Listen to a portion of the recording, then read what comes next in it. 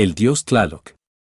Bueno, aquí estamos todos reunidos para compartir deliciosos instantes de sabiduría y amor. ¿Han visto ustedes en escena una danza muy preciosa de hermosos niños, compatriotas mexicanos?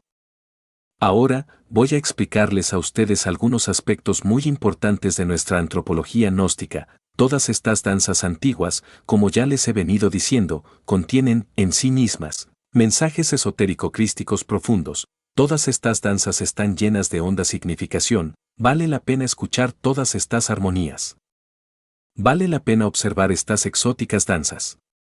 Nuestro país, México, está lleno de profundas tradiciones esotéricas. Recordemos nosotros a los seres divinos, a quienes se les rindió culto en el antiguo México. Recordemos por un instante a Tlaloc, el dios de las aguas.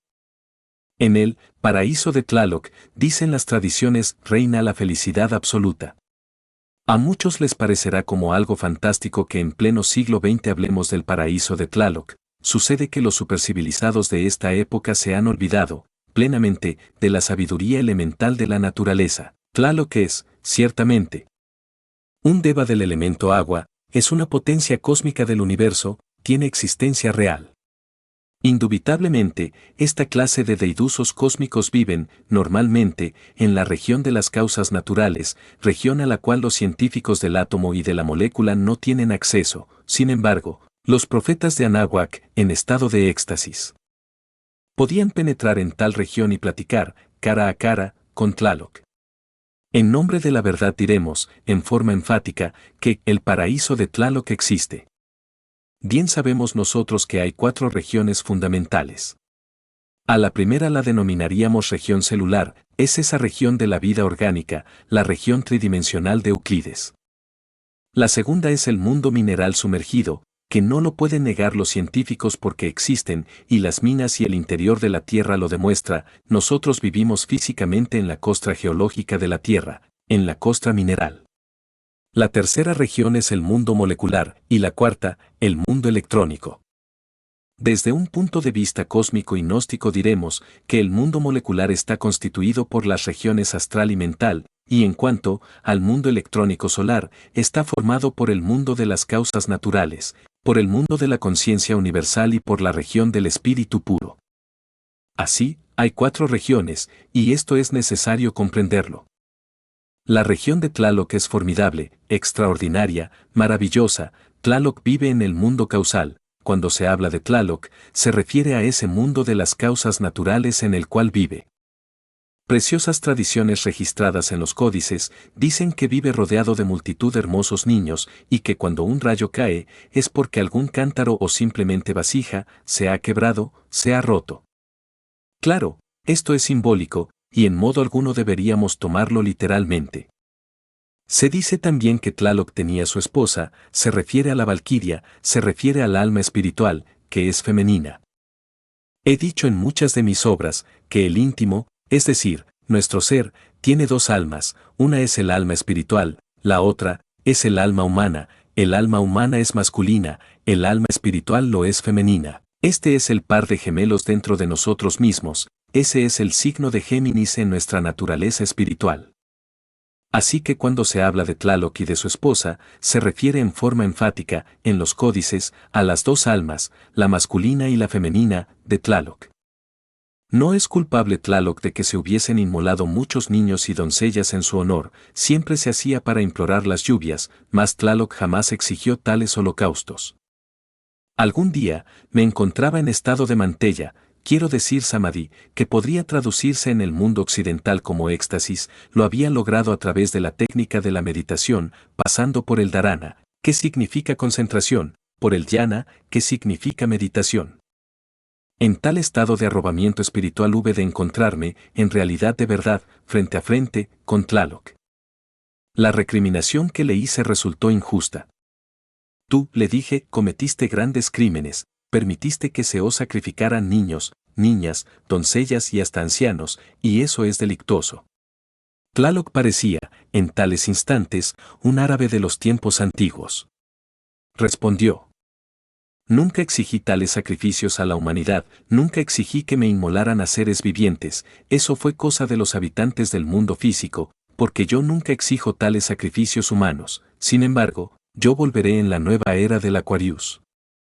Así dijo Tlaloc, y entendí, ese gran ser que ahora vive en el mundo de las causas naturales, se reencarnará en la futura edad de oro, en pleno esplendor de Aquarius, tomará cuerpo físico y ayudará a la sexta raza, durante su edad de oro. Así, mis queridos hermanos, que se trata de un gran ser que habrá de volver al mundo físico. Hablando en sentido meramente cristiano, diríamos que se trata de un ángel, y volverá, así lo dijo. Mediante el Samadhi, en el cual eran expertos los antiguos sacerdotes del Mayab como los profetas de Anáhuac, o los místicos toltecas, artistas de renombre, etc. Podían penetrar, mediante la profunda oración y meditación, en esa región maravillosa donde vive Tlaloc. También se afirmaba que aquellos difuntos que morían ahogados, podían penetrar en el paraíso de Tlaloc. Así se ha dicho. En el mundo oriental se habla también de reinos, como el de los cabellos largos, o el de la densa concentración, o el de Maitreya, etc., son regiones que existen más allá del mundo tridimensional de Euclides. ¿Y qué diremos de todos aquellos danzantes que también sabían atraer los beneficios del dios de la lluvia? Ya han contemplado ustedes a estos niños, han gozado ustedes con su representación. Esas danzas, como las que estos niños han representado ante ustedes, tenían por objeto, entre otras cosas, atraer las aguas para que fertilizaran a la tierra y germinaran las simientes de toda especie. En otros lugares de América se conocieron danzas similares, en Teotihuacán se celebraban ciertos cultos en la pirámide de la luna con el propósito de atraer las lluvias, y nunca se dejaba de implorar auxilio de Tlaloc, el dios benéfico de las lluvias. Es interesante saber que los nativos de Teotihuacán, reunidos en la pirámide de la luna y colocados en la forma en que normalmente se encuentran los sapos y las ranas, imitaban, en forma maravillosa, el croar de esas criaturas, y lo hacían con el propósito de hacer llover, y llovía, mas no olvidaban nunca a Tlaloc. También los mayas practicaron ritos semejantes, y como quiera que ellos llegaron no solamente hasta Costa Rica y Panamá, sino también hasta las costas del Caribe, en Suramérica, aún se conservan tradiciones entre los aroacos de la Sierra Nevada, Colombia, quienes practican todavía los ritos y logran atraer a las lluvias. Estos sistemas, estos métodos, son extraños para la edad de hierro, para esta negra edad en la que nos encontramos. Ya las gentes se volvieron terriblemente groseras y materialistas, ahora se burlan de todas estas maravillas de la naturaleza y del cosmos. Ya no se ven, en las plazas públicas, las danzas de los niños, danzas como las que ahora hemos visto, ya no danzan en Turquía, por ejemplo, los derviches en las plazas públicas, ni siquiera el uso del les es permitido. Todas las bellezas de una humanidad inocente y pura se han perdido. Las viejas pirámides de Egipto han quedado abandonadas, los supercivilizados de Inglaterra y Francia se burlan de los antiguos monolitos. Me viene a la memoria en estos momentos aquella frase que el sacerdote de Sais dijera a Solón: Solón, Solón, ay hijo mío, día llegará en que los hombres se reirán de nuestros sagrados jeroglíficos, y dirán que nosotros los antiguos adorábamos ídolos. En realidad, de verdad, con el Kali Yuga se perdió completamente la inocencia, y la belleza del espíritu ya no se recuerdan sino las pirámides, que como cadáveres han quedado en las arenas sombras del desierto. Ya no resplandecen las danzas de Eleusis, las sacerdotisas de aquellos tiempos han desaparecido entre las tinieblas del tiempo, y ni siquiera llegan a los profanos oídos los sonidos de sus flautas maravillosas. El encanto de los druidas tan solo ha quedado como una figura que se desliza entre los cipreses del tiempo, ya no se ven aquellas sacerdotisas druidesas, ceñidas con sus coronas de laurel, en la vieja Europa. Las danzas de los vikingos entre la tierra de los autóctonos de la península de Escandinavia han desaparecido. Y solo recuerdos muy lejanos contienen el folclore y la leyenda mística. Y por el sur de América ya no se escuchan las flautas de los templos incaicos, se han cerrado los corredores que comunicaban al Perú con Bolivia, los templos están desiertos, las pirámides se han cubierto de hierba, no se ven por aquí o por allá los sacerdotes del fuego, los incas, esos reyes majestuosos, brillan ahora por su ausencia. ¿Ha olvidado la humanidad la sabiduría antigua? ¿Ha olvidado la humanidad la religión sabiduría de las antiguas edades? Con gran dolor vemos nosotros ruinas y solo ruinas. ¿Qué saben las gentes de esta época con respecto a la sabiduría de los lémures o de los hiperbóreos? La ciencia apenas si puede penetrar unos 15.000 años o 20.000 a lo sumo en el mundo de las leyendas. Pero, ¿qué saben los científicos actuales, los historiadores, sobre esos hombres ciclópeos que levantaron las murallas de las antiguas ciudades del continente Mu? ¿Qué se sabe sobre los cíclopes? ¿Qué se sabe sobre el ojo de los lacértidos? La humanidad actual se ha vuelto espantosamente mecánica, y del continente Mu no quedan sino las islas de Australia, de la Oceanía. Ese viejo archipiélago es tan solo una reminiscencia del continente aquel donde vivieron los hombres dioses. Amigos, es a nosotros los gnósticos, a quienes nos toca luchar por sacar de entre el fondo de los siglos a la sabiduría divina, es a nosotros los gnósticos, a los que nos toca luchar contra las tinieblas de esta edad negra, es a nosotros a quienes toca luchar, para restaurar la inocencia perdida sobre la faz de la tierra. Los tiempos han llegado, estamos ante el dilema del ser y del no ser de la filosofía, y aunque los ignorantes ilustrados se rían de la antropología gnóstica, continuaremos nuestras investigaciones. ¿Y qué diremos de Huehueteotl, el dios viejo del fuego, un ídolo para los ignorantes ilustrados, una carcajada, un sarcasmo, una idolatría, un fetiche, y nada más? Mas los gnósticos no pensamos así. Huehueteotl es el fuego universal que arde en esta creación. Recordemos que el Cordero de Dios que borra los pecados del mundo es el fuego. Sobre la cruz del mártir del Calvario está explicado el sentido del Cristo. Muchos volúmenes inmensos se han escrito para explicar al Cristo, mas en verdad, con solo 4 letras está ya explicado, y esas 4 letras están escritas sobre la cruz del Gólgota, INRI, Ignis Natura Renovatur Integram. El fuego renueva incesantemente la naturaleza. Cristo es el fuego que arde en esta creación, no debemos olvidar que el Cristo está crucificado en la tierra. El fuego del fuego es el Cristo, a nosotros nos interesa la llama de la llama, lo oculto de lo oculto, la asignatura astral del elemento ígneo, a nosotros nos interesa Huehueteotl, el dios viejo del fuego.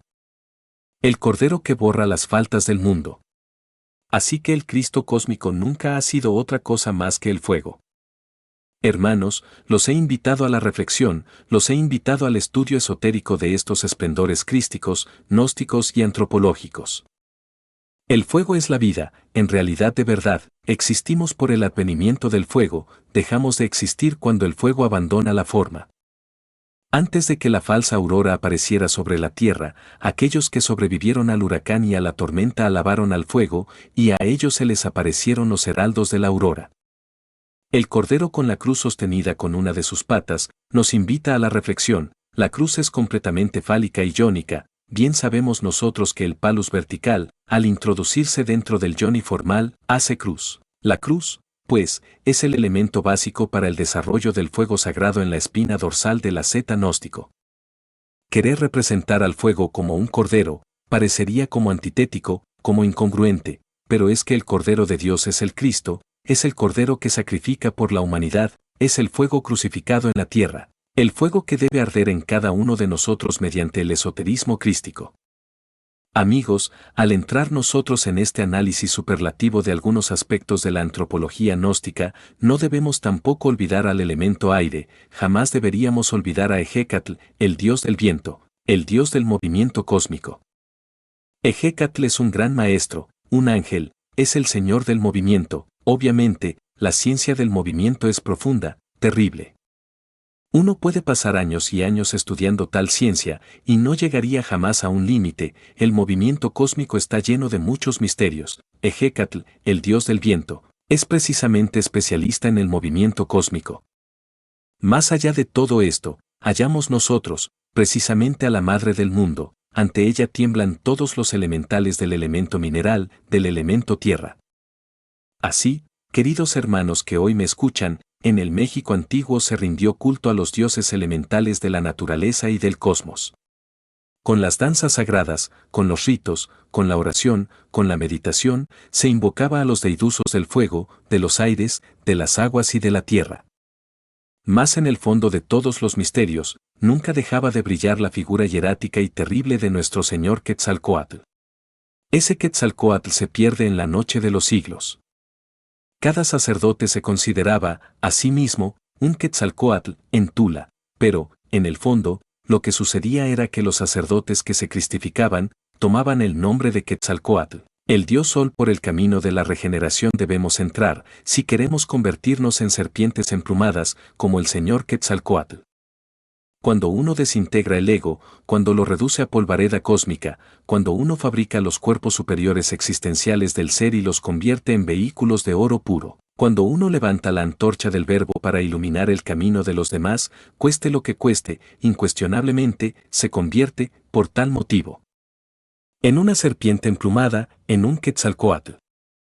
No bastaría solamente despertar el fuego sagrado, no bastaría solamente despertar el Kundalini Sakti, para hacerlo subir por el canal medular hasta el cerebro, y pasarlo de allí al corazón. En realidad, de verdad, uno no podrá gozar del poder contenido en los chakras, discos o ruedas magnéticas, si no ha sido devorado previamente por la serpiente. Ahora podemos explicarnos aquellas palabras del Chilam Balam de Chumayel: es necesario ser devorados por la serpiente, es urgente convertirnos en serpientes. En el Popol Vuh se cita el caso de Botán. Este Botán era un dios del antiguo México. Este Botán, también es citado en Escandinavia, entre los nórdicos, dijo: yo pude entrar por el orificio que conduce al interior de la tierra, yo pude penetrar por ese camino lleno de serpientes, porque yo soy, también, una serpiente. Todo aquel que ha sido devorado por la serpiente se convierte en serpiente, y Botán fue devorado por la serpiente. Los druidas en estado de éxtasis gritaban: soy una serpiente. Los egipcios también clamaban levantando sus brazos desde la cima de sus pirámides, mirando al desierto: soy una serpiente. El conde San Germán alguna vez dejó olvidada una nota sobre la mesa de un palacio. Decía: hace miles de años estoy establecido en Isis, y es que el conde San Germán era una serpiente. La sabiduría del antiguo México es evidentemente serpentina. En el México arcaico se rindió culto a la serpiente. Así que, queridos hermanos gnósticos que hoy están presentes, los invito a despertar la serpiente, y más aún, deseo que cada uno de vosotros se convierta en serpiente. Mucho más tarde, en el tiempo, la serpiente es devorada por el águila, el logos. Ese símbolo de nuestra bandera mexicana, el águila tragándose a la serpiente, es profundamente significativo. Cuando alguien ha sido devorado por la serpiente, se convierte en serpiente, pero el águila, el logos, a su vez, se devora a la serpiente, y entonces deviene la serpiente emplumada, Quetzalcóatl. He dicho. Paz inverencial.